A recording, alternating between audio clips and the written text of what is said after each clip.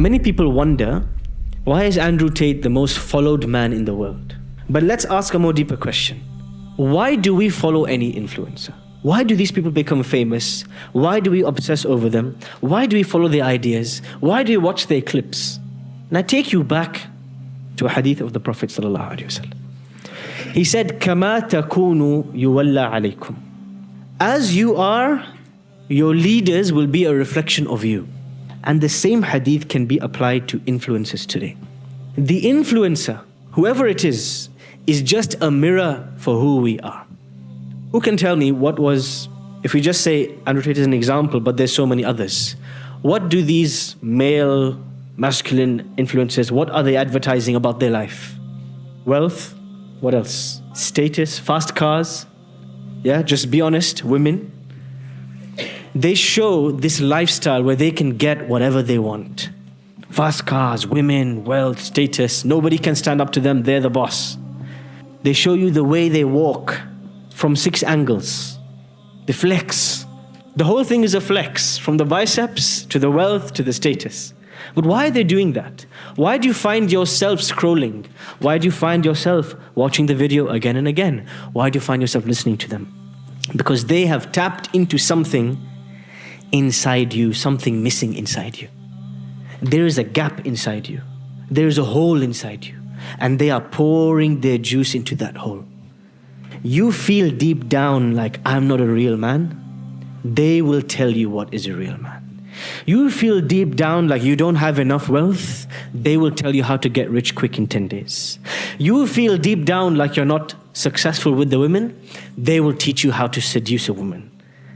What you lack, they will feed. And the only reason such people are famous is because there are so many of us that are hungry for what they have. The influences are just a reflection of who we are. It's like a restaurant. If a restaurant doesn't sell any food for 30 days, can it stay open? What keeps the restaurant open? Not food. Customers. The more you eat, the more branches will open up. Which restaurant has the highest number of branches in this country? Who can tell me? Yeah? McDonald's? KFC? Not quite? Yeah? Why are there so many branches of McDonald's in this country? What gave them the ability to expand so quickly? It's us. We fed them. We paid their bills. We gave their CEO a raise. We are the ones who are feeding them so they can expand and they can populate and they can grow. We are the ones who fed the influencers. We are the ones who fed the McDonald's. We are the ones who fed them. They didn't feed us. We gave them the gap, the hole, the hungry belly, and they just gave us what we were looking for. As simple as that. When we look at these influencers, whether they're feminists, whether they're meninists, whether they're everything in between, just remember one thing.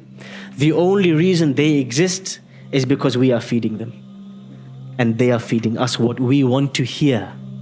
They will only tell us what we want to hear. And so you have a whole generation of young men who feel as though men have lost their power since the time the dishwasher was manufactured, since the time women could vote. Men have now become oppressed, so we have to fight back. You're thinking this in your head, now you find somebody saying it to you. Yeah, I want to listen to him. He's telling me what I'm already thinking. I want more, I want more. I want the fast cars, I want the luxury, I want more, I want more. And now he's the most famous man on earth. It's the same on the other side. Because there's the first principle you have to remember about the age of influencers. They will only give you what you want. The fact that they are famous is because there's something inside you that desires them. The second principle, second qaida. Extremes create extremes. For a number of years, from a number of decades, the feminist movement succeeded in convincing women that they were oppressed, that men were oppressive, that they needed to take over. They needed to control their man. They needed to tell the man what to do. Enough of being told and pushed around and making sandwiches in the kitchen. It's time to fight back. And after this propaganda was propagated throughout society, what happened? The other extreme began. Oh, women are in power. Women are oppressing men. We need to fight back. We need to flex. We need to go to the gym. We need to lift weights. We need to be the powerful. Now what happened after that? The other extreme fights back. Extremes create extremes. But how do we end up following these people? How do we end up falling into a zone? We don't realize we are drinking these ideas as we sleep and as we wake. It's because we don't look at our devices. We look at our devices as though we need them. But when you look at your device, what you need to realize is this device is making money from you. It needs you to keep scrolling. It will keep showing you the things that you want to see, more and more of it. You watch one video, it will suggest you 6 more of the same category. Every second your eyeballs are on the screen, money is being made somewhere. You have become a victim. You have become a consumer. You are now, your brain is owned. This is what has come of us in this age. What does the Qur'an teach us? The Qur'an teaches us in the verses I recited in the beginning of this session. There will come a day in which the influencers will say, I have nothing to do with all those people and what they did. إِذْ تَبَرَّأَ الَّذِينَ اتُّبِعُوا مِنَ الَّذِينَ اتَّبَعُوا. The influencers will say, I've got nothing to do with these guys. وَرَأَوُا الْعَذَابِ. And they're saying this while looking at the punishment awaiting them. وَتَقَطَّعَتْ بِهِمُ الْأَسْبَابِ. The path between you and this influencer will be cut. وَقَالَ الَّذِينَ اتَّبَعُوا. The followers will say, that's you and me, the followers. لَوْ أَنَّ لَنَا كَرَّةً. If we just had one more chance to go back to the life in this world, we would have unfollowed them just like today they pretended they didn't know us. We would have unfollowed them in the worldly life. On the Day of Judgment, most of us or all of us will hope and wish Allah sends us back to this world so we can log into our social media accounts and unfollow every single one of those influencers. Except Sheikh Sulaiman al-Ruhaili. Sheikh Abu Taymiyyah also, no problem. We will hope that Allah sends us back, but it'll be too late. Because we have developed the follower's mindset. We have developed the mind in which we are always ready to drink what somebody is giving us to drink. We are ready to eat what they give us to eat. We are consuming the ideas. We are happy to keep consuming it. The Prophet ﷺ in Sunan al-Tirmidhi teaches us a very, very important point. لا تكونوا إمعا. Don't become blind followers. Doing as you see people do. Saying as you see people say. Following blindly without thinking. What's the filter you should apply? When you see something, an idea, a video, you should apply a certain filter. What's that filter? It's not an Instagram filter. What's that filter you should apply? Any idea you come across, whether it's a feminist idea or a Meninist idea, whether it's telling you that your woman should be doing X or your man should be doing X, whether it's telling you the red pill or the white pill or the pink pill, it doesn't matter. Every idea, a believer looks at these ideas and he thinks, hold on a second, should I accept this? And there is a certain thing you are comparing it against and you're saying, is it true? Is it not true? You are comparing it against the revelation. Revelation, the Qur'an, that is the pure water that we drink from. Somebody comes by and says, here, look, I'm selling you some rose syrup. Let me put that in your water. You say, hold on, Habibi. I don't know if it agrees with my water or not.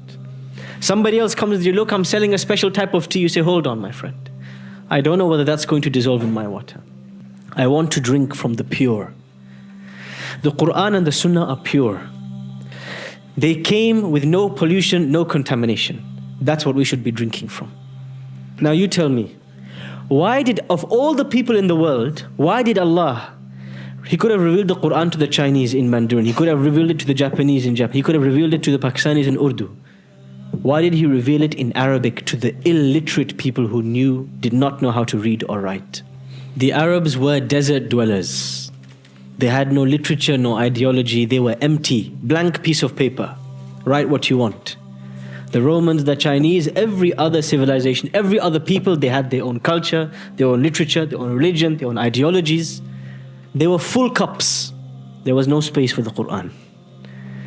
But the Arabs were ummi, they were empty. They did not mix anything with the Qur'an. They took it as it came. Simple people. The problem we find with all of these modern ideas about gender roles, what should a man be like, what should a woman, is people form the idea, then they come to the Qur'an and they try to find the ayah that confirms what they're saying. This is called the Guantanamo school of tafsir. You have to strangle the text until it tells you what you want to hear. They come to the Qur'an, they have a certain idea in mind, and they try to find the ayah that agrees. The Qur'an is a feminist Qur'an. The Qur'an is a meninist Qur'an. The Qur'an is a liberal. No, the Qur'an is none of those things. The Qur'an is unique. It is revelation from Allah the Most High. It does not follow any agenda and any influencer. It came with its own message, independent. When we get any idea, any message, any ideology, any philosophy from anybody on the internet, we have to compare it with the Qur'an. وَمَا كَانَ لِمُؤْمِنٍ وَلَا مُؤْمِنَةٍ إِذَا قَضَى اللَّهُ وَرَسُولُهُ أَمْرًا أَن يَكُونَ لَهُمُ الْخِيَرَةُ مِنْ أَمْرِهِمْ. As Allah says, it is not becoming of a believer, male or female, that if Allah decides something, you have no choice in that matter. This idea of muhakama, judge things by the Qur'an. Take things, all ideas to the court of the Qur'an and see how does Allah judge.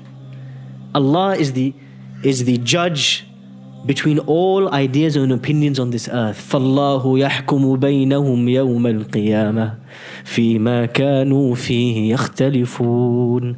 Allah will judge all of these ideas and opinions on the day of judgment in which they were different. The most strangest occurrence in my life so far is the day I got a call from somebody from Leeds who told me that his brother gave his wife a divorce after watching an Andrew Tate video. Because after watching the video, he concluded that his wife was not the right kind of woman because she doesn't follow his commandments. So he went over and he just issued the divorce to her. Get out of the house. The next day, I got another call. Somebody from Huddersfield. What happened? He told his wife to leave the house. Why? Because he's been following Andrew Tate for a while, and he realized that he's being a yes man, so he needs to be a no man from today. This is what's happening? This is really what's happening. I couldn't believe my ears. Is this a fairy tale? Is this a story?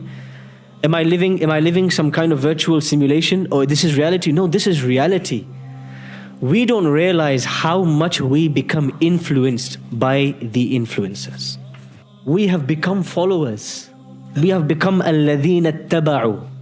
But Allah did not create a believer to be a follower of anybody else except the Prophet ﷺ.